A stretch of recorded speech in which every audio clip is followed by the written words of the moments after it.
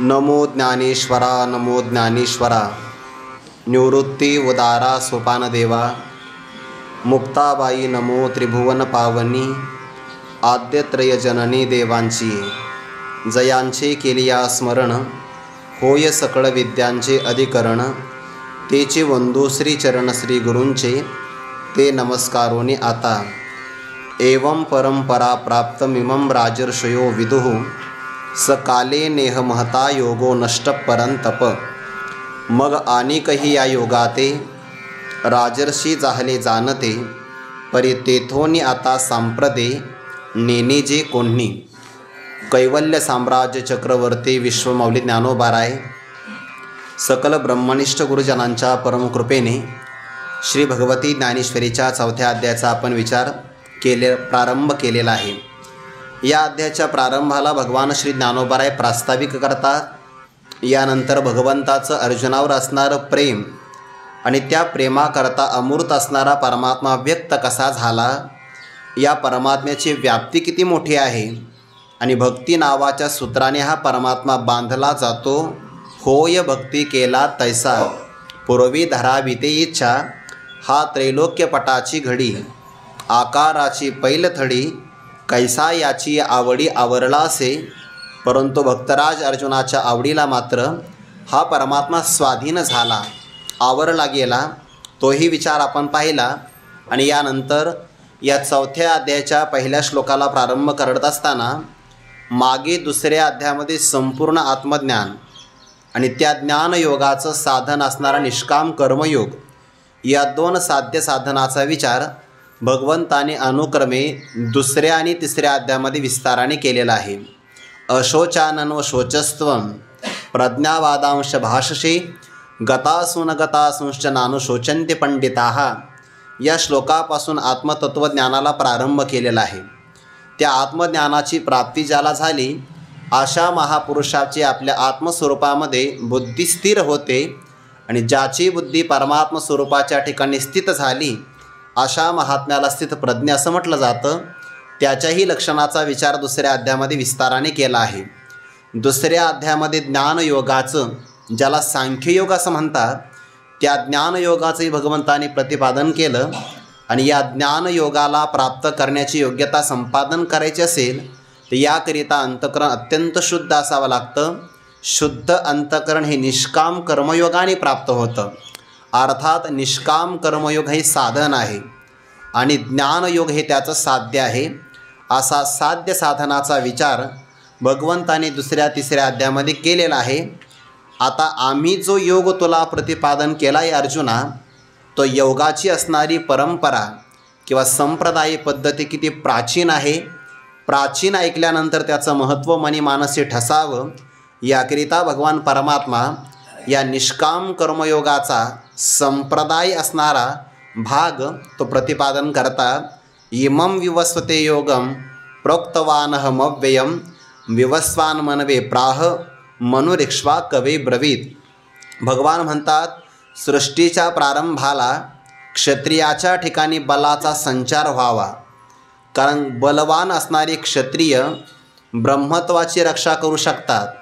आणि ज्या जगतामध्ये क्षत्रिय बल संपन्न असेल, ब्राह्मणाची किंवा ब्रह्मत्वाची रक्षा होईल, हे दोघे सगळ्या प्रकारे जगताचं चांगल्या प्रकारे पालन करू शकतात। म्हणून बुद्धिमान असणारं अष्टमंडळ ते बुद्धिमान असावं आणि बुद्धिमान व्यक्तीने सल्ला द्यावा क्षत्रियाला, त्या क्षत्रियाकडे सामर्थ्य असावं, क्षत्रियामध्ये बलाचा संचार व्हावा, याकरिता क्षत्रियाचं बीजभूत असणारा जो सूर्य, त्या सूर्याला सृष्टीच्या प्रारंभ कालामध्ये मी या योगाचं प्रतिपादन केलं आहे। मग त्या सूर्याने मनुला ही परंपरा सांगितली। वैवस्वत मनुने आपला इक्ष्वाकू नावाचा राजा, त्या राजाला या परंपरेनं तत्त्वज्ञान सांगितलं, कारण आपल्या पुत्राला किंवा शिष्याला त्यांनी न विचारताही सांगावं। एरवी व्यवहारामध्ये ना पृष्ठः कश्चित ब्रूयात, जोपर्यंत आपल्याला एखादा समोरचा व्यक्ती विचारत नाही तोपर्यंत सांगू नये। न विचारता सांगितलं तर त्या ज्ञानाचं ओझ राहत नाही। महिपती महाराजांनी भक्तविजय नावाच्या ग्रंथामध्ये सुरुवातीला हा विचार सांगितला आहे। विद्या आणि हरिकीर्तन, विद्या असेल, हरिकीर्तन असेल, महारत्न आणि पुष्पहार असेल, हे जर आपण घ्या घ्या असं म्हटलो की त्याची लोक किंमत कमी करतात. स्वतः कधीच म्हणू नये की आमचा फुलाचा हार तुम्ही विकत घ्या असं म्हणलं की लोक लगेच भाव पाडून मागतात. हरिकीर्तनाचंही तसंच आहे. घ्या घ्या म्हणता मोल तोटे, विद्या आणि हरिकीर्तन, गुरुमंत्र आणि ब्रह्मज्ञान, पुष्पहार आणि महारत्न, घ्या घ्या म्हणता मोल तुटे, अशी तिथे एक ओवी आलेली आहे. या गोष्टी जर आपण घ्या घ्या असं म्हटलं की त्याची किंमत राहत नाही. जोपर्यंत व्यक्तीला भूक लागत नाही तोपर्यंत वाढू नये. आपण म्हणलं घ्या, माझी इच्छा आहे, माझा हात मोडतो का, तर ते मग उष्ट होत असतं किंवा ते टाकून दिलं जातं, त्याची किंमत राहत नाही. हा सामान्य व्यवहारातला नियम आहे. ना पृष्ठहा कश्यचित ब्रूयात, परंतु हा नियम मात्र मुलाच्या आणि शिष्याच्या बाबतीमध्ये नाही. त्यांनी विचारलं नाही तरी सांगावं म्हणून सूर्याने आपल्या असणाऱ्या परंपरेत सांगितलं आहे आणि भगवंताने ते सांगितलं. हे प्राचीन ज्ञानाची परंपरा मी तुला पुन्हा एकदा सांगतो. एवं परंपरा प्राप्तम इमं राजर्षयो विदुः सकाले नेहमता योगो नष्ट परंतप. हे परंतप, परान शत्रून तापयती, जो सगळ्या शत्रूला आपल्या पराक्रमाने तप्त करू शकतो, ज्याच्यात हा पराक्रम आहे त्याला म्हणतात परंतप. पर म्हणजे परकीय शत्रू किंवा काम क्रोधाधिक अंतरातले शत्रू. या शत्रूवर जो विजय संपादन करू शकतो, हे सर्व सामर्थ्य तुझ्यामध्ये विराजमान आहे. यासाठी हे परंतप एवं म्हणजे याप्रमाणे परंपरेने प्राप्त असणारा हा योग राजर्षयः विदुः. अनेक प्रकारचे राजे पदामध्ये सामर्थ्य आहे आणि ऋषी पदामध्ये सूक्ष्म अर्थाचं निरीक्षण करण्याची विवेक शक्ती आहे, ज्यांच्यामध्ये बुद्धीही आहे आणि बलही आहे. बल शब्दाकरता राजा शब्द वापरला आणि अपार असणारी बुद्धिमत्ता सांगण्यासाठी ऋषयः मंत्रद्रष्टारः असा शब्द वापरून जे राजे असताना सुद्धा ऋषितुल्य जीवन जगले अशा राजे लोकांनी हा योग जाणला, पण याला पुष्कळ कालावधी लोटला. बरं, भगवंताने हा योग नष्ट होण्याकरता जे कारण दिलं त्या कारणामध्ये काल कारण दिलेलं आहे. महता कालेन, फार मोठा काळ गेला आणि त्यामुळे योग नष्ट हा योग नष्ट पावला, नाश झाला किंवा याची संप्रदाय परंपरा विच्छिन्न झाली. काळ हा कारण असतो. बरं, कालो जगतभक्षकाः असं म्हटलं आहे. काळ हा जगताचा ग्रास करतो आणि काल बदलला की लोकांच्या अंतःकरणामध्ये बदल होतो. आपण पाठीमागे एक उदाहरण पाहिलं होतं. धर्मराजा राज्य करत असताना एका शेतकऱ्यांनी दुसऱ्याला जमीन विकली. ज्याने विकत घेतली त्याने नांगरणी केली. आता नांगरणी थोडीशी खोल गेली आणि त्यामुळे त्याचा नांगर एका ठिकाणी अडकल्याबरोबर त्याने ते उकरून पाहिलं, सुवर्णमोहरांनी भरलेला हंडा सापडला. हे असंच आहे बघा, कुठेही नांगर अडकला की हंडा सापडलाच बघा. जनक राजाने नांगरणी केली, नांगर थांबला तर जानकी माता त्या पेटीत सापडली. आता आपण नांगरणी केली तर एवढं काही सापडणार नाही. जुन्या काळातले लोक जमिनीत पुरून ठेवायचे ना, धना आणि भूमौ, त्यामुळे ते सापडायचं. आता बँकेत सापडतं. आता बँक आलेले आहे, सोडून द्या विषय. मग ते जेव्हा हंडा सापडला, विकत घेतलेल्या शेतकऱ्याने विचार केला, अरे मी फक्त जमीन विकत घेतली, या जमिनीमध्ये जे काही पुरून ठेवलं ते आता नाही, मागे कुणीतरी पुरून ठेवलेलं आहे. या जमिनीचा जो पूर्व मालक आहे हे त्याचं धन आहे, आपलं नाही. तो आग्रह करतो आहे, हे धन तुम्ही घ्या. पहिला मालक म्हणतो नाही, जमीन विकली ना मी, आता तिच्यावर माझी मालकी सत्ता नाही, त्यात जे निघेल ते तुझंच असणार आहे. यांची भांडणं त्या धर्मराजाच्या दरबारापर्यंत गेली. कशाकरता? हे नेमकं कोणी घ्यावं यासाठी.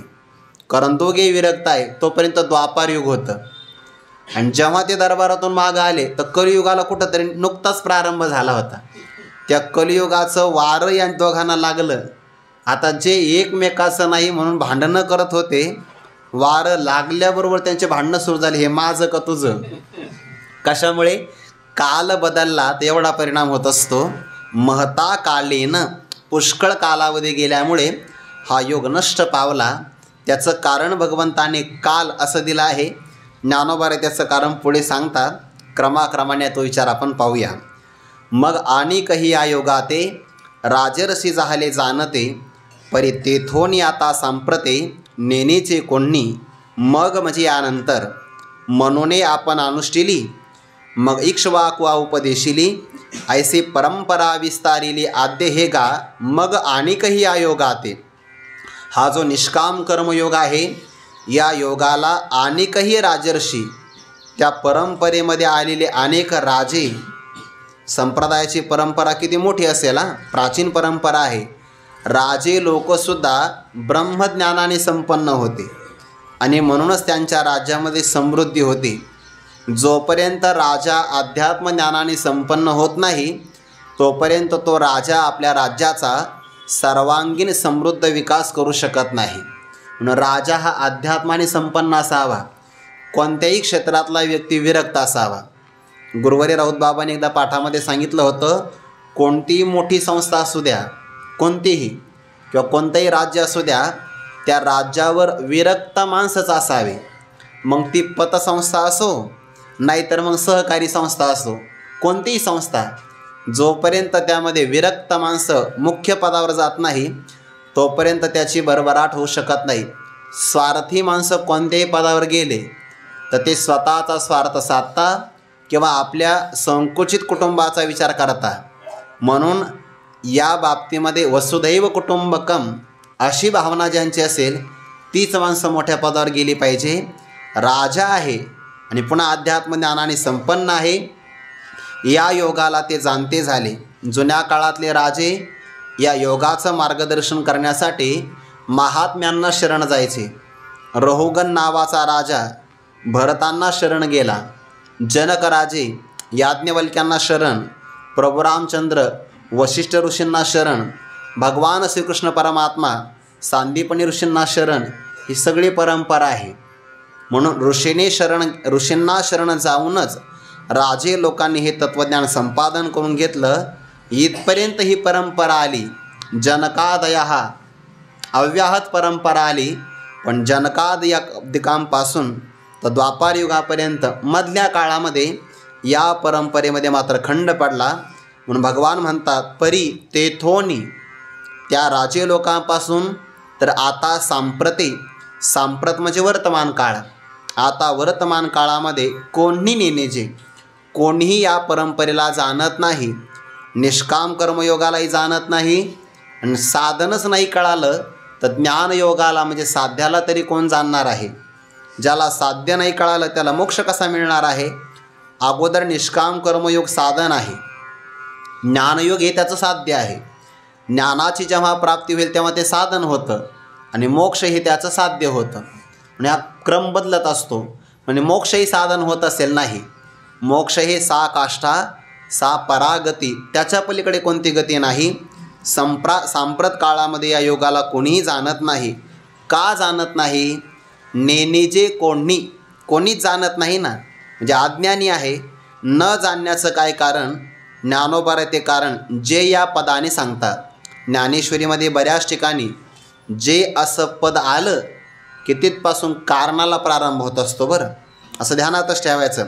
जे हे सर्वनाम पण आहे आणि जे या पदातून बऱ्याचदा कारण शब्द परंपरा चालू होते. नेनेजे कोणी, काय कारण? आता जाणण्याचा अधिकार कोणाला आहे?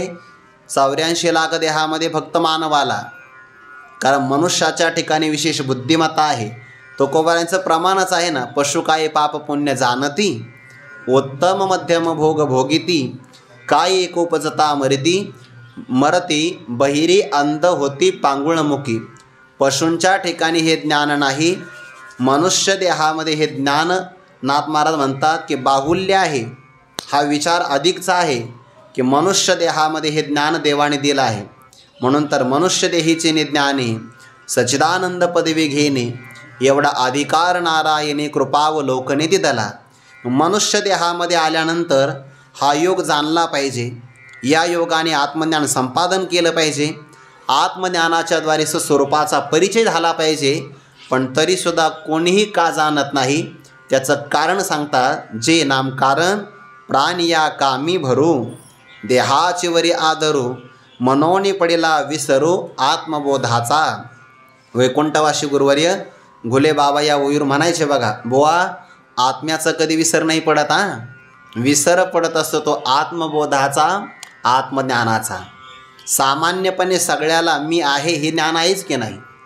म्हणजे आत्मा सर्वांच्या हृदयात आहे किंवा ते आपलं स्वरूपच आहे, पण तोच आत्मा सच्चिदानंद स्वरूप आहे किंवा तो ब्रह्मरूपाने व्यापक आहे याचा मात्र सर्वांना विसर पडतो. सामान्य ज्ञान उपयोगाचं नाही, विशेष ज्ञान उपयोगाचं आहे.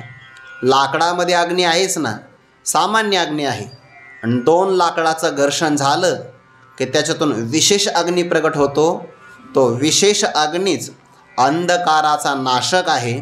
तसं मी आहे हे सामान्य ज्ञान सर्वांना आहे, पण मी ब्रह्मरूप आहे, मी आत्मस्वरूप आहे हे विशेष ज्ञानाचा मात्र अभाव आहे. म्हणून आत्मबोधाचा सर्वांना विसर पडला. विसर पडण्याचे अनेक कारणं. बरं, विसर पडण्याचं पहिलं कारण इथं दिलं आहे विकाराचं प्राबल्य. विसर पडण्याचं दुसरं कारण देहासक्ती. विसर पडण्याचं तिसरं कारण संगती. विसर पडण्याचे अनेक कारणं आहे, त्याच्यामध्ये अनेक कारणं. त्यातली ज्ञानोबांनी 2 कारणं घेतली आहे.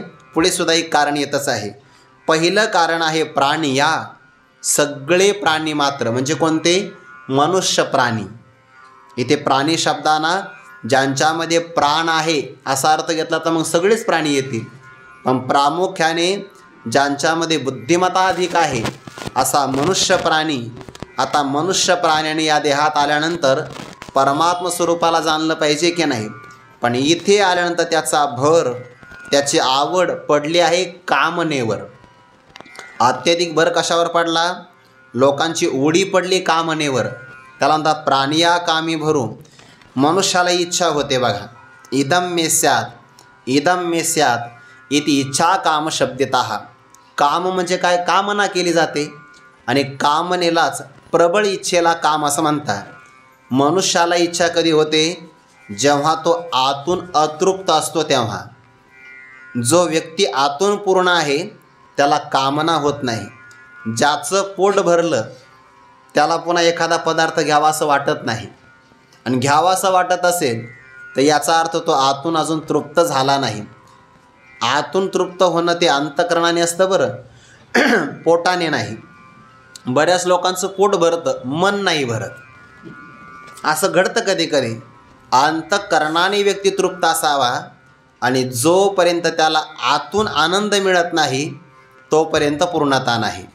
पूर्णता नाही म्हणजे अपूर्णता आहे, आणि अपूर्णतेमध्ये इच्छा निर्माण होत असते.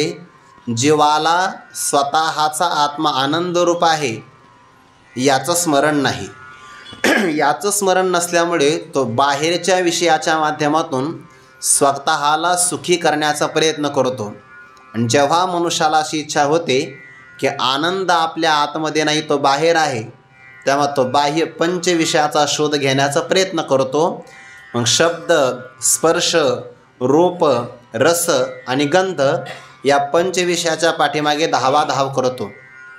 आयुष्यभर धावाय, सर्व सुखाची आशा जन्म गेला. सर्वच्या सर्व जन्म सुखाच्या आशेमध्ये निघून जातो. आणि सगळ्या प्राण्यांची बाहेर एकदा वृत्ती झाली निर्माण की ती कामनेवरच उडी पडते. वास्तविक अंतर्मुख वृत्ती जर झाली तर त्या व्यक्तीला आतमध्ये आनंद मिळू शकतो. जुन्या काळातलं उदाहरण आहे, पूर्वीच्या काळामध्ये पिकाला पाणी देण्याकरता मोट असायची, आणि ती मोट बैलाच्या माध्यमातून चालवली जायची. मग ती मोट विहिरीमध्ये गेली की त्या थारोळ्यामध्ये पाणी पडायचं. ते पाणी वाफ्यातून मग सगळ्या पिकापर्यंत जायचं. आता नेमकं पाणी आहे विहिरीमध्ये आणि बैलाची तोंड आहे शेताकडे. पाणी विहिरीमध्ये आहे, त्यांना पाणी प्राशन करायचं आहे. ते मागे मागे चालत येतात उलट दिशेनं. ते मोठ भरले की मग पुन्हा ते चालत चालत घेऊन जायचं. थारोळ्यात पडलं की ते पाटातलं जे पाणी ते पाणी त्यांना प्राशन करायला मिळतं. वास्तविक ते पाणी अल्प आहे, आणि पाण्याचा मोठा साठा विहिरीमध्ये आहे. विहिरीतलं पाणी त्यांना का प्राशन करता येत नाही? त्याचे कारण त्यांची तोंडच बहिर्मुख आहे. त्यामुळं मागचं पाणी जे आहे विहिरीतलं आतलं ते त्यांना प्राशन करता येत नाही. जीवाचं तसंच आहे. जीवाचे डोळे बाहेर पाहतात, आत नाही पाहत. कानं बाहेरचं ऐकतात, आतलं त्यांना ऐकू येत नाही. कानं बंद केले की मग आतला आवाज ऐकू येतो. आता नका बंद करू, पाठ झाल्यावर प्रयोग करा. कानं जर बंद केले तर आतला आवाज ऐकू येतो बरं थोडासा. आणि म्हणे आम्हाला आला नाही आवाज, मग बहुतेक आपला फक्त 9 दिवसच मुक्काम आहे. ज्ञानोबांचं प्रमाण आहे, कानी घालून या बोटे नादचे पहावे, न दिसता जाणावे 9 दिवस. आपण कानातले हे झाकणं बंद केले वरचे, आतला आवाज आला तर अजून बरेच दिवस आहे. नाही आला त्या दिवशी समजून, म्हणजे असं ते जसं की विद्यार्थी नाही का, दिवाळीला अजून किती दिवस बाकी आहे असे संस्थेतले विद्यार्थी कॅलेंडरवर लिहून ठेवतात. तसं ज्या दिवशी आपल्या कानातून आवाज नाही आला, समजून घ्यायचा आपला 9 दिवसच आता मुक्काम आहे. असे बरेच लक्षण आहे. तो विषय सोडून द्या. सगळे इंद्रिय बहिर्मुख आहे, त्यामुळे ते बाहेर पाहतात, आतमध्ये मात्र पाहत नाही. जेव्हा अंतर्मुख वृत्ती होईल तेव्हा ती वृत्ती आपल्या अंतरामध्ये असणाऱ्या आत्मानंदाला ग्रहण करेल. एरवी हे होणार नाही. सगळ्या जीवाचा भर कुठं पडला आहे? शब्दस्पर्शादी पंचविषयाच्या प्राप्तीकरता. मग त्याला कामना होते. आणि सगळ्या लोकांची आवड भर म्हणजे अत्यधिकपणा, विषय सेवनाची आवड पडलेली आहे. सगळ्या प्राण्यांना कामप्रिय वाटतोय, रामप्रिय नाही ना वाटत. तैसा हृदयामध्ये मी राम, असता सर्व सुखाचा आराम, की भ्रांतासी काम विषयावरी. त्या ओवीचा अर्थ इथं आला आहे बरं. इथं सूत्र आहे आणि त्याचा विस्तार 9व्या अध्यायामध्ये आला. तैसा हृदयामध्ये मी राम, सर्वांच्या अंतःकरणामध्ये मी विराजमान आहे, सर्व सुखाचा आगर मी आहे. जर आतमध्ये सुख नसतं तर गाढ झोपेमध्ये आपल्याला विषया वाचून जो आनंद मिळतो तो मिळाला नसता.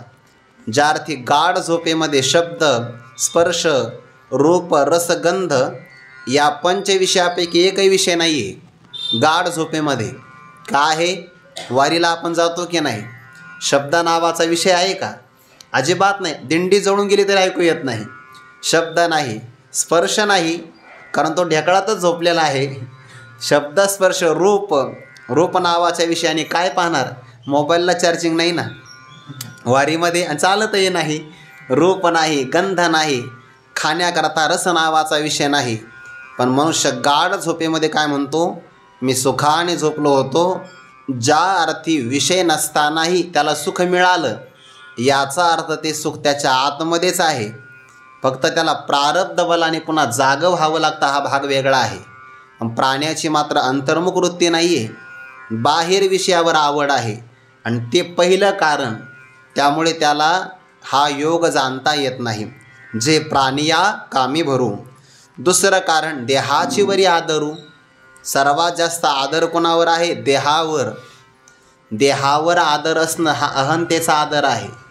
ज्ञानोबारात म्हणतात देहाची वरी, देहावरच जास्त आदर आहे. देहावर आदर असणं ही देहवासना आहे.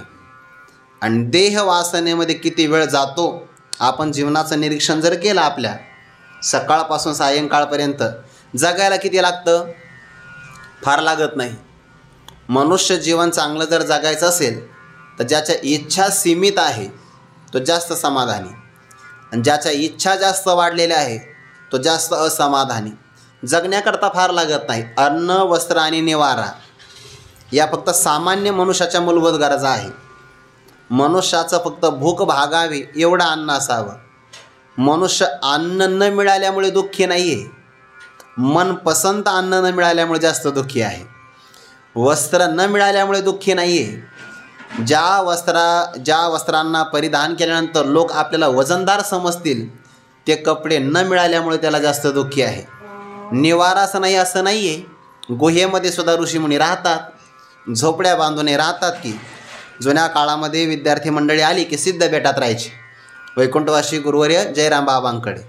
मग ते प्रत्येकाला झोपडी असायची. झोपडीमध्ये जागा किती? तो फक्त असं मांडी घालून बसू शकेल एवढाच. दुपारी वामकुक्षीसुद्धा घ्यायची नाही. जुन्या काळात झोपड्या होत्या ना.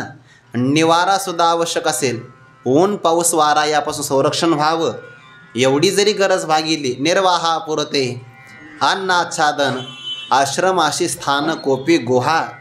आवश्यक गरजा खूप सीमित असतात, पण आपण गरजा वाढून ठेवल्या आहेत. जास्त प्रमाणामध्ये. आणि जास्त प्रमाणामध्ये जेवढ्या जास्त गरजा इच्छा तेवढा गुंताडा जास्त, आणि जितका गुंताडा जास्त तितका व्याप जास्त. त्यामुळे सगळं जीवनाचं निरीक्षण जर केलं तर देहाचं अंजन भंजन करण्याकरता जेवढा वेळ जातो तेवढा साधनेत जात नाही बघा. सौंदर्य प्रसाधनाचा अत्यधिक वापर करणं म्हणजे देहाची वरीच आदरू आहे. देहाची वरी आदरू. जीवनमुक्ती विवेकामध्ये असा विचार आला, लोकवासना, शास्त्रवासना आणि त्यानंतर आली देहवासना. मी सुंदर दिसावं, देहवासना. मग देहाचं सौंदर्य टिकण्याकरता अनेक औषधींचं सेवन करावं, देहवासना. त्या देहाचा शृंगार करावा, देहवासना. चांगले चांगले चमचमीत पदार्थ खाऊ घालावे. बरं किती जरी याचा आदर केला तर प्रारब्ध संपल्यानंतर याचे 3च परिणाम आहे. अग्नीत पडला तर राख, कोल्ह्या कुत्र्याने खाल्ले तर विष्ठा, आणि या दोघाच्या तावडीतून सुटला तर आळ्याचा पुंजका. एवढासा देहाचा परिणाम आहे. अशा नाशिवंत देहावर जेव्हा आदर, आणि तो आदर कशामुळे होतो, देहच मी मानलं की हा सगळा आदर प्रारंभ होतो. मागे सुद्धा आपला जन्म झाला की नाही, त्याही देहामध्ये आपला आदर होताच, पण जेव्हा हा जन्म मिळाला तेव्हा त्याचं ममत्व सहज आपलं सुटलं बघा, सहज सुटलं. तसं आगामी जन्म जेव्हा मिळेल तेव्हा हेही सोडावं लागेल. पण जसं आता हे सोडावंसं वाटत नाही तसं भूतकाळातलं सुद्धा सोडावंसं वाटलंच नव्हतं, पण प्रारब्धामुळे हे सुटलं की नाही सहज, तसं हेही सुटणारच आहे. पण देहावर अत्यधिक प्रेम केल्यामुळे मनुष्याला आत्मज्ञान होत नाही. म्हणून तर आत्मज्ञानाची साधनं सांगत असताना साधन चतुष्टयाचा विचार आला आहे बघा. जे प्राणिया कामी भरू याकरता वैराग्य असावं लागतं, आणि देहाची वरी आदर सुटण्यासाठी विवेक असावा लागतो. ज्याच्याकडं विवेक आहे तो सांगू शकतो की येथ आत्मा तो आत्मा याच्या ठाई, देखीचे देहीचा धर्म देही, ऐसे देखणे ते पाही आन आहाती. देह म्हणजे आपण नाही, देहात आपण आहोत. जसा एखादा व्यक्ती प्रवासाला निघाला, 4 चाकी वाहनामध्ये बसून प्रवास करतो, तर तो चालक त्या वाहनापेक्षा वेगळा आहे. वाहन म्हणजे तो नाही, वाहनात तो आहे. तसं देह म्हणजे आपण नाही, देहात आपण आहोत. पण आपल्याला ते न कळाल्यामुळे देहच मी असाच आपण आपला परिचय देतो की नाही. देहात आपण वेगळे कसे आहोत. या धर्मशाळेमध्ये आपण आलो आणि 8 वाजता आपण निघून जाणार. ज्यामध्ये आपण आलो, ज्याच्यातून आपण जातो, ती धर्मशाळा आपल्यापेक्षा वेगळी आहे की नाही. म्हणून तर आपण येणं जाणं करू शकतो. तसंच आहे ना, जेव्हा एखादं शरीर पडतं मागचे लोक काय म्हणतात, अमुक अमुक राव निघून गेले. गेले म्हणजे कधीतरी आले असले पाहिजे. ज्याच्यात आले, ज्याच्यातून गेले त्या देहापेक्षा ते वेगळे असले पाहिजे. सामान्य नियम आहे, कळतं आहे आपल्याला, फक्त ती मान्यता मात्र आपली टिकत नाही. सगळा व्यवहार देहच मी असा म्हणून चालतो आहे. आणि देहावर जर प्रेम असेल तर देवावर प्रेम राहत नाही. एक अंतकरण एका काळात एकालाच विषय करतं. एक तर देवाची वरी आदरू, नाहीतर मग देहाची वरी आदरू. 2च गोष्टी आहेत. एकतर प्रेम देवावर, नाहीतर मग देहावर. देहावर प्रेम केलं की देवावर राहत नाही, अजिबात राहत नाही. ते देहाची वरी आदरू. एक सहज आठवलं म्हणून सांगतो. बार्शी या भागामध्ये संत होऊन गेले. त्या संतांचं नाव जोगा परमानंद. ते दररोज भगवद्गीतेचं पारायण करायचे, आणि पारायण करता करता एक श्लोक झाला की एक साष्टांग नमस्कार करायचे. दररोज 700 नमस्कार. हे देहाची वरी आदरू असेल. मला त्यांचे ते उणीव नाही सांगायची बरं, मला फक्त भाव सांगायचं, त्यातला अडचण ती काय आहे ते लक्षात ठेवा. देहावर प्रेम असेल तर देहसंबंधी पदार्थावर आपोआप प्रेम जडतं. देहावर अहंता असेल की देहसंबंधी पदार्थावर ममत्वबुद्धी आपोआप जडते. दररोज नमस्कार करायचा, 700 नमस्कार. सहज आठवलं म्हणून ते नमस्कार करायचे. एका सावकाराने ते पाहिलं, काय बघतंय, एक श्लोक झाला की एक साष्टांग नमस्कार करतात. हे दंडवतच करतात ना, साष्टांग तरी काय, दंडवत नमस्कार. त्यांनी त्या सावकारांनी प्रसन्न होऊन त्यांना एक पितांबर दिला. रेशमी वस्त्र दिलं. तुमची भक्ती पाहून मला खूप आनंद वाटला, एवढी भेट माझ्याकडून घ्या. जेव्हा व्यक्तीकडे संग्रह नसतो ना, तो स्वाभिमानी असतो आणि परिग्रह केला की मग त्याला गुंतावं लागतं. बघा, स्वाभिमानी व्यक्ती अभय असतो, निर्भय, भीती नाही कोणाची. संग्रह नसावा जास्त, अडचणी फार येतात. मग ते काय हरकत नाही, तुमची भावना जतन करावी म्हणून ठेवून घेतो. दुसऱ्या दिवशी त्यांनी तो पितांबर नेसला जोगा परमानंदाने. आणि नेमका पाऊस पडला होता, असाच आपल्या आळंदीसारखा. फक्त रस्ता कोरडा होऊ द्यायचा नाही.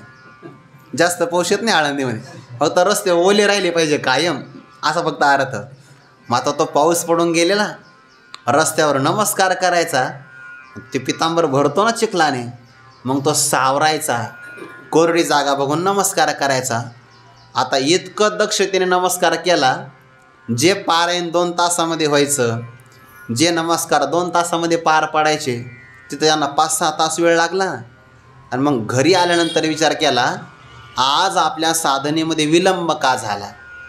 लक्षात आलं, हे पितांबरामुळे सगळा गोळ झाला. नवीन वस्त्र परिधान केल्यामुळे आपल्याला ममत्व जडलं की नाही. म्हणे बरोबर आहे. आणि त्या देहावर हे प्रेम जडलं, देहाला शिक्षा द्यायची. काही नाही. बघा, एका शेतकऱ्याला सांगितलं तेवढे बैल दे मला थोड्या वेळाकरता. तो तसे देणार नाही. हे म्हणे मी तुला पितांबर देतो. त्याने ते पाहिले पितांबर, एवढे वजनदार आणि अनमोल किमतीचा पितांबर, फार किमतीचं वस्त्र आपल्याला मिळतं आहे.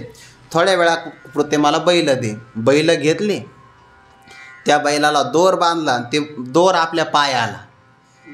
आणि त्या शेतकऱ्याला सांगितलं असे 2-3 आसोडाचे फटके मारायचे, बैल उधळले पाहिजे सगळ्या गावातून. कशा करता, या देहावर माझी आसक्ती जडली म्हणून. बैल उधळले. पितांबर शेतकऱ्याला दिलेला. आता ते बैल थांबतात होय? जरी पोळा असला तर थांबतात थोडीच ते बैल. निघाले, उधळले बैल सगळे. उधळल्याबरोबर सगळ्या अंगाची त्वचा जी आहे ना, ती सगळी निघून गेली. रक्त पडू लागलं. आणि भगवान म्हणले, काय भक्त आहे, फक्त भक्तीत अंतराय निर्माण झाला एका वस्त्रामुळे, तर एवढी देहाला शिक्षा दिली. देहाची वरी आदरू फक्त निर्माण झाला होता, एवढी मोठी शिक्षा दिली फक्त पितांबरामुळे. आपला देहावर आदर किती असेल, किती असेल. म्हणून पडेला विसरू आत्मबोधाचा. प्राण्यांचा विषयावर भर वाढला, देहावर आदरबुद्धी वाढली, आणि यामुळे पडेला विसरू आत्मबोधाचा. आपल्या आत्मज्ञानाचा आपल्याला विसर पडला. सामान्य ज्ञान सर्वांनाच आहे ना. मी आहे याची जाणीव कोणाला नाही? सर्वांनाच आहे ना. इथे कोण असा व्यक्ती आहे की ज्याला मी आहे याची जाणीव नाही? एखादा म्हणतो, का हो मला हलवून पहा बरं, मी आहे का नाही इथं, चिमटा घेऊन पहा बरं. एखादा म्हणत असेल, अहो मला असं वाटतं मी इथं नाही आहे, समजून घ्यावं त्याच्यावर परिणाम झाला आहे. त्याला लवकरात लवकर भरती करावं लागेल. पंचदशीला शब्द आहे, मी म्हणत नाही. स्वासत्वम तो कस्मैचित रोचते विभ्रमम विना. भ्रम झाल्या वाचून स्वतःचं अस्तित्व नाही असं कुणालाही वाटत नसतं. भ्रम झाला की त्याला वाटतं मी इथं नाही. कवन एको भ्रमलेपणे मी तो नव्हे गा चोरलो म्हणे. ऐसा नाथिला छंदांत करणे घेऊन ठाके. सामान्य ज्ञान आहे सर्वांना, पण मी सच्चिदानंद रूप आहे, सर्व कालात मी आहे, मी ज्ञानस्वरूप आनंदरूप, याचा मात्र विसर पडला. म्हणून पडेला विसरू आत्मबोधाचा. आव्हांटली आस्था बुद्धी, विषय सुखचे परमावधी, जीव तैसा उपाधी आवडे लोका. या सगळ्या लोकांना काय आवडू लागलं? हा शब्द लोकांच्या करता नाही घ्यायचा बरं आपण. जरी लोकांच्या करता हा शब्द आला असेल तरी त्या लोकांमध्ये आपणही येतो हे ध्यानात ठेवलं पाहिजे. नाहीतर मग त्याग करायचं तर मग ठीक आहे, ज्याचं मिठाईचं दुकान आहे त्याच्या घरावर तुळशीपत्र. सगळ्या जगाला मिथ्या ठरवता येतं, देहाला नाही ना आपल्याला. लोका शब्द हा आपल्याकरता आहे. आव्हांटलिया म्हणजे आडमार्गाला गेली असता. काय आडमार्गाला गेली आपली? आस्था बुद्धी. आस्था म्हणजे आवड, निश्चय करणारी बुद्धी, अंतकरणाची वृत्ती, त्याला बुद्धी म्हणतात. किंवा दुसरा एक अर्थ होतो आस्था बुद्धीचा आस्तिक्य बुद्धी. आपल्या ठिकाणी असणारी श्रद्धा बुद्धी, आस्तिक्य बुद्धी किंवा आवड आणि निवड करणारी बुद्धी. सगळे अर्थ घ्या तुम्ही. आव्हान टलिया, हे सगळे आड मार्गाला गेले. मनुष्याची जर बुद्धी चांगली असेल तर त्याच्या जीवनाची दिशा फार चांगली असते, आणि जर त्याच्या बुद्धीमध्ये बिघाड झाला तर त्याच्या जीवनाची दिशा चांगली न राहिल्यामुळे दशा होते. म्हणून सगळ्यात महत्त्वाची काय असावी? बुद्धी चांगली असावी. भीष्माचार्यांनी आपल्या निर्याण प्रसंगामध्ये भगवंताला प्रार्थना केली, जब अंत समय आये, अंतिम काळामध्ये मी माझी असणारी बुद्धी नावाची कन्या परमात्मा तुम्हाला समर्पित करत आहे. म्हणजे माझी बुद्धी ही अनन्य असावी हा अर्थ आहे. म्हणून आयुष्यभर बुद्धी चांगली असली पाहिजे. ज्ञानोबांनी म्हटलं आहे 8व्या अध्यायामध्ये, जर आपली बुद्धी सुव्यवस्थित न राहता जर मरण आलं तर अगोदर केलेला जो अभ्यास आहे तो आपल्याला आठवत नाही. म्हणून आधी जो अभ्यास केला तो मरण न येता निमोन गेला, वाया आयुष्य वेळा आपोला अंधारी गेमसी. मग आपली बुद्धी चाच पडत बसते. सदैव काय असावत बुद्धी, दुर्बुद्धी ते मना, कदानुपजो नारायणा. मनुष्याची जर बुद्धी बिघडली तर त्याला सांसारिक पदार्थ आवडतात, आणि बुद्धी चांगली राहिली की त्याला परमात्मा आवडतो. तैसी दुर्लभ सद्बुद्धी जिये परमात्माची अवधी, जैसा गंगेसी उददी निरंतर. या ओवीत आणि त्या ओवीतला अर्थ वेगळा आहे बरं. दुर्लभ सद्बुद्धी जिये परमात्माची अवधी, अवधी म्हणजे शेवटची मर्यादा. सद्बुद्धी दुर्लभ असते आणि तिचा शेवट काय असतो? परमात्मा प्राप्ती. पण तीच बुद्धी आव्हान टलिया, जर ती आड मार्गाला गेली तर तिला परमात्मा शेवटचा अवधी नाही वाटत. विषय सुखची परमावधी, परम अवधी. परम म्हणजे श्रेष्ठ आणि अवधी म्हणजे शेवटची मर्यादा. मनुष्याची बुद्धी आड मार्गाला गेली की त्याला देव नाही आवडत. विषय सुखची, जीवनामध्ये विषय सुखच संपादन करावं, याच्या पलीकडे प्राप्तव्यच काही नाही हा त्याचा निश्चय असतो. काही काही व्यवहारातले लोक आपल्याला भ्रमित करण्याचा प्रयत्न करतात. काय आहे तुमच्या जीवनामध्ये, भविष्यामध्ये तुम्हाला काय मिळणार आहे, कशाकरता तुम्ही अध्यात्मामध्ये पडले आहे. अहो, चांगल्या प्रकारे राहावं, चांगलं पैसे कमवावे, चांगल्या प्रकारे चांगल्या वस्तू विकत घ्याव्या, मौज मस्ती करावी, हे सगळं सांगतात की नाही? सांगणारे भरपूर आहे बघा, भरपूर. एखाद्या साधकाला ते टिकू देत नाही. काय कधी कधी लोक म्हणतात, हे तुम्हाला दुर्बुद्धी सुचलीच कुठून? म्हणजे आपण परमार्थ करतो हे त्यांच्या दृष्टिकोनातून दुर्बुद्धी आहे असं त्यांना वाटतं. काही कमवायचं नाही, काही नाही, सगळा संसार नाशिवंत आहे असं म्हणतात. काही तुमच्या महत्त्वाकांक्षा आहे की नाही, ॲम्बिशन्स आहे नाही काही, असं म्हणतात ते आपल्याला. विषय सुखची परमावधी, शब्द स्पर्श रूप रसगंध हे विषय कमवावे. हे नाही कमवता आले, हे तर कमवावेच, पण याहीपेक्षा अश्नंती दिव्यांदिवी देव भोगान, स्वर्गातले दिव्य भोग भोगावे, कारण ते सुद्धा विषय सुखच आहे ना. म्हणती संसारी जन्मी जे, यज्ञाधिक कर्म केजे, मग स्वर्ग सुख भोगी जे मनोहर. या लोकामध्ये चांगल्या प्रकारची 4 चाकी गाडी विकत घ्यावी, चांगला बंगला बांधावा, प्रतिष्ठित व्हावं, राजकीय पद उपभोगावे, सन्मान व्हावा, प्रसिद्धी व्हावी, विषय सुखच आहे हे सगळं. आणि जो परमार्थाच्या नावाखाली विषय सुखाच्या पाठीमागे लागतो त्याला विषय सुख मिळतील, समाधान नाही मिळणार. म्हणून व्यवहारातलं साधन लोक व्यावहारिक सुखासाठी वापरतात, पण दुर्दैव असं आहे की परमार्थिक साधनंसुद्धा ते व्यावहारिक सुखाच्या प्राप्तीसाठीच वापरतात. हे दुर्दैव आहे. परमार्थातली साधना ही प्रसिद्धीसाठी नाही, पद भोगण्यासाठी, मान सन्मानासाठी किंवा चांगल्या प्रकारचे विषय भोगावे यासाठी. आज विषय चांगले नसतातच, पण व्यवहारातली मान्यता आहे. विषयी सुख आहे हे बोलण्याची सारे खेनो हे, तरी विद्युत स्फुरणे कान पाहे जगा माझी. म्हणून दिव्य भोग भोगावे हे तरी विषय सुखाचीच त्याची मर्यादा आहे. विषय सुखाची परमावधी, याला काय कारण? आव्हान टली आस्था बुद्धी. मनुष्याचे आस्तिक्य किंवा श्रद्धा बुद्धी आडमार्गाला गेली, मग त्या आडमार्गाला भलतं सलतं काही जर वाचन केलं तर बुद्धी आडमार्गाला जाते. आहार बदलला, बुद्धी आडमार्गाला जाते. संगती चुकली तरी पण बुद्धी आडमार्गाला जाते. लय कारण आहे बुद्धीला. भागवतामध्ये 10 कारणं दिली आहे. आगमोप प्रजादेश, कालकर्मच जन्मच, ध्यानम मंत्रोत संस्कारो, दशैते गुण हे तवहा. हे 10 कारणं आहे बघा. आगम म्हणजे शास्त्र, ज्याचा अध्यात्मशास्त्र असेल त्याची बुद्धी चांगल्या मार्गाला जाईल, आणि शास्त्र चुकलं त्याचं, दुसरं शास्त्र वाचू लागला की त्याची बुद्धी आडमार्गाला जाईल. आव्हांटली असता बुद्धी विषय सुखचे परमावधी, जीव तैसा उपाधी आवडे लोका. मनुष्याला जेवढा आपला जीव आवडतो ना, उदाहरण दिलंय जीव तैसा म्हणजे स्वतःचं स्वतःवर जेवढं प्रेम आहे, तैसा लोका उपाधी आवडी. उपाधी म्हणजे देहादी उपाधी जे आपल्या जवळ राहतात. उप म्हणजे जवळ, आणि आधी म्हणजे मनामध्ये चिंता निर्माण करतात. असा पण उपाधी शब्दाचे अर्थ आहे बरं. आपण म्हणतो ना आधी आणि व्याधी, व्याधी शरीरामध्ये असतात आणि जी मनात असते त्याला आधी म्हणतात ना. तसं जवळ राहून जे आपल्या मनामध्ये काळजी निर्माण करते ते सगळे पदार्थ म्हणजे उपाधीच आहे. मग त्याच्यामध्ये देहसुद्धा उपाधी, देहाच्या जवळचे सगळे पदार्थ उपाधी, आणि बाकीचे पदार्थ मनुष्याला केवढे आवडतात, जेवढा त्याचा स्वतःचा प्राण त्याला आवडतो, जीव आवडतो, तेवढंच त्याचं जड पदार्थांसुद्धा प्रेम असतं. गुरुवर्य श्री मारुती बाबा करेकर उदाहरण सांगत असतात की गुरुनाम गुरु मामासाहेब दांडेकर एका ठिकाणी कीर्तनाला गेले. कीर्तन झालं मग आरामासाठी वरच्या मजल्यावर गेले. दुसऱ्या मजल्यावर अंगावरचा सदरा काढला, तो अडकून ठेवायचा आहे.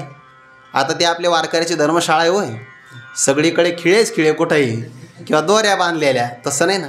श्रीमंताच्या घरी त्या कपाटामध्ये कपडे ठेवण्याकरता ते हँगर का काहीतरी असतं, तिथं काही खुंटी दिसे ना, पण टेबलावर त्यांना एक खिळा दिसला. त्यांनी तो खिळा घेतला आणि भिंतीला ठोकण्याचा प्रयत्न केला. खाली मालक राहत होता, तो आवाज झाला त्याला, तो पळतच वरती आला. तो अहो मामासाहेब काय करता? म्हणजे काय नाही, अंगावरचा सदरा अडकून ठेवण्यासाठी मी भिंतीला खिळा ठोकतो आहे. तो मालक म्हणला तुम्ही भिंतीला ठोकताय, पण तो खिळा माझ्या हृदयात लागतोय. इतकं भिंतीवर प्रेम. जीव तैसा उपाधी आवडे लोका.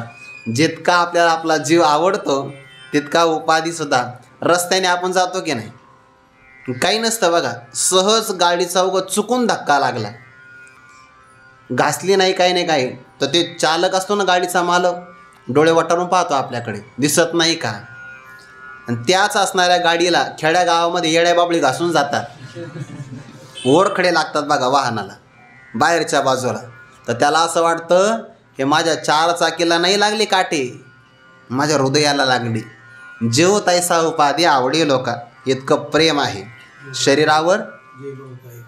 जे बहुता एका वांतरो, अहंकाराचा भूत संचारो, झाला म्हणून विसरू आत्मबोधाचा. तिथं अहंकाराचा भूत संचार म्हटलं, आणि इथं देहाची वरी आदरू. कारण अहंकार कुठं जाऊन बसला? देहावर. त्याच्यामुळे आत्मज्ञान होत नाही. दोन्ही वय सारख्याच आहे. आव्हांटली असता बुद्धी विषय सुखची परमावधी, जीव तैसा उपाधी आवडे लोका. आणि मग ज्याला देहादी पदार्थ आवडतात किंवा ममत्वाचे पदार्थ आपल्या स्वतःच्या आत्मस्वरूपाप्रमाणे जीवाप्रमाणे आवडतात, विषय सुख जीवनातलं सर्वश्रेष्ठ साध्य वाटतं, देहावर ज्याची देहवासना आहे आणि सगळा भर विषयाच्या कामनेवर आहे, अशा लोकांना ब्रह्मज्ञान पटत नाही. ते ऐकतच नाही. ऐकलं तर त्यांना ते पचत नाही, म्हणून रुचत नाही, आणि ते याच्यामध्ये रंगूनसुद्धा जाऊ शकत नाही. अशा लोकांच्या समोर जर आपण ब्रह्मज्ञानाचा उपदेश केला तर त्याची ते किंमत करत नाही. कशी? ज्ञानोबा म्हणतात पुढच्या उदाहरणाप्रमाणे. असे लोक आहेत जे आत्मविमुख म्हणतात त्यांना, आणि त्यांच्या गावामध्ये ब्रह्मज्ञान स्वीकार केलं जात नाही. कसं? एरवी तरी खवणे यांच्या गावी, पाटावे काय करावी, सांगे जात्यंधारवी काय आथी. या सगळ्या ओळीचा 25व्या ओळीपर्यंत संबंध आहे बरं. आता सगळ्या नाही वाचत मी, लक्षात ठेवा. पहिलं उदाहरण दिलं आहे एरवी. दुसऱ्या बाजूने पाहिलं तर ज्ञानेश्वरीमध्ये काही गावं आले आहेत. एक आहे आंधळ्याचं गाव. आंधळ्याच्या गावी आपण अपे प्रगटले रवी. तसं इथे एक गाव आलं आहे. कोणतं? खवणे यांच्या गावी. ज्या गावात सगळे माणसं कपडे परिधानच करत नाही, सगळे दिगंबरच आहे, कपड्याचा परित्याग केलेला आहे, वस्त्रविरहित गाव आहे असं एखादं. आणि त्या गावामध्ये एक व्यापारी असे चांगल्या प्रकारचे किमतीचे कपडे घेऊन गेला. पाटावे काय करावी, त्या गावामध्ये रेशमी असणारे वस्त्र काय करावी. उलट त्या गावात जर हा कपडे विकायला गेला तर ते लोक याला ती दीक्षा देतील. कारण तिथं कपड्याला किंमत नाही ना. सगळे गावातले सगळे लोक, दिशा हेच आपला अंबर, त्यांना दिगंबर म्हणतात. दिशा हेच आपले काही कपडे, त्यामुळे अंगावर कपडेच परिधान केले नाही. अजूनही या पृथ्वी तलावर असा काही समाज आहे, जंगलात राहणारे अजूनही काही लोक असे आहे, वनवासी वगैरे, त्यांना अजूनही माहिती नाही, अजूनसुद्धा कपडे वगैरे हे नाही, झाडाचेच काहीतरी पाला पाचोळा किंवा साल वगैरे ते परिधान करत असतील किंवा नसलही अजून आहे. हां, ते तर दोन प्रकार, एक श्वेतांबर आणि दिगंबर. मग त्या गावामध्ये आपण कपडे नेऊन उपयोग नाही.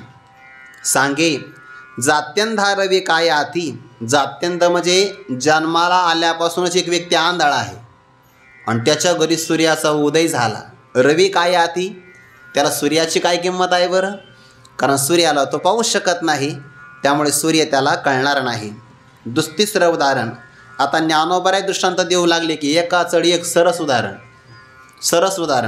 पुढचं उदाहरण बघा कसं घेतलं आहे.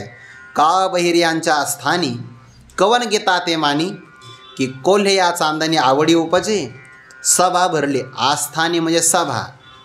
सभा, आता ज्ञानोबारांची कल्पना आहे, सभेत कोणते लोक आणले? सगळे बहिरे. कारण सभेतल्या खुर्च्या रिकाम्या दिसू नये ना, म्हणून आणले. कशा का? रोजाने म्हणा, 500 रुपये आहे बुवा, पाण्याची बॉटल आहे प्यायला, वडापाव खायला, आणले सभेमध्ये. म्हणजे आणले जात हल्लीच्या काळात असं म्हणून सांगितलं. का बहिर्यांच्या असतानी, बहिऱ्या लोकांच्या सभेमध्ये सगळी सभा भरली गच्च, आणि त्या सभेमध्ये जागतिक कीर्ती संपादन केलेले, आपल्या पुण्यामध्ये ते सवाई गंधर्वाचा कार्यक्रम होत असतो बघा, रात्रभर ते चालते आणि रसिक लोक ते जातात बघा ऐकायला. आणि त्यांनी ते चालू केलं, स्वर लावला. बहिरे लोक म्हणे आपण किती वाजल्यापासून आलो, अजून सुरूच नाही केलं यांनी, अजून सुरूच नाही केलं. आता ते म्हणले आम्ही सुरू केलंय पण तुम्ही बंद आहात. काय? बहिर्यांच्या स्थानी कवन गीता ते मानी. चांगल्या प्रकारच्या गायनाला कोण मान देणार आहे? त्यांना ते मान्य होणार नाही. की चौथं उदाहरण, कोल्हे या चांदणी आवडी उपजे. एखादा कोल्हा आहे, रात्री निघाला द्राक्ष खायला, त्याने आज निघाला पाहिजे होतं कारण आज अमावस्या आहे, पण तो पौर्णिमेला निघाला. कोजागरी पौर्णिमा, चांदणं पडलेलं आहे, आणि ते चांदणं लोकांना चांगलं वाटतं, पण त्या कोल्ह्याच्या अंतःकरणामध्ये चांदणी म्हणजे चंद्राचा प्रकाश याच्याविषयी आवडी उपजे. त्याला आवडी निर्माण होत नाही. त्याला असं वाटतं अर आज या चंद्राच्या प्रकाशामुळे आपला डाव फसला, आपल्याला आता द्राक्ष खाता येणार नाही, किंवा चोरही घेता येईल आपल्याला. असं आहे. जगाचे सुखपाठ चोरांवर नावणी निकृष्ट. आणखीन एक ज्ञानोबारे उदाहरण देतात. 5वं, पै चंद्रोदया आरवते. जयांचे डोळे फुटती असते, ते कावळे केवी चंद्रा ते ओळखती. निसर्गातले 2 पक्षी. सूर्याचा उदय झाला की एकाचे डोळे बंद होतात. का? डोळे फुटते दिवसा डुडुळाचे. तर सूर्य उदयाला देखोनी सवळे, पापिया फुटते डोळे डुडुळाचे. उदाहरणाला आहे. वैद्य बाबा म्हणायचे बरं, एक पक्षी असा आहे त्याचं रात्री नाव घ्यायचं नाही. कोणता पक्षी? लोकांना घुबड. अरे घ्यायचं नाही नाव, घ्यायचं नाही. सूर्याचा उदय झाला की त्याचे डोळे बंद होतात, आणि चंद्राचा उदय झाला की कावळ्याचे डोळे बंद होतात. हे 2 पक्षी असे आहे. म्हणून कावळ्याला चंद्र माहिती नाही आणि घुबडाला सूर्य माहिती नाही. आपण घुबडाला विचारलं सूर्य नाहीच जगामध्ये, हे लोक उगं म्हणतात सूर्यनमस्कार करणं अर्घ्य द्या, नाहीच तर सूर्य. आणि चंद्राला विचारला होते चंद्राचं ग्रहण लागणार आहे, कशाचं ग्रहण? चंद्रच नाही असं ते म्हणतात. चंद्रोदया आरवते. आरवते म्हणजे अलीकडे. चंद्राचा उदय होण्याच्या अलीकडंच जयांचे डोळे फुटती असते. ज्याचे डोळे फुटतात, वाक्प्रचार आहे, बंद होतात, त्याला दिसत नाही, असे कोण आहे? कावळे. ते कावळे केवी चंद्रा ते ओळखती. ते कावळे चंद्राला कशा बरं ओळखतील? ते ओळखू शकणारच नाही.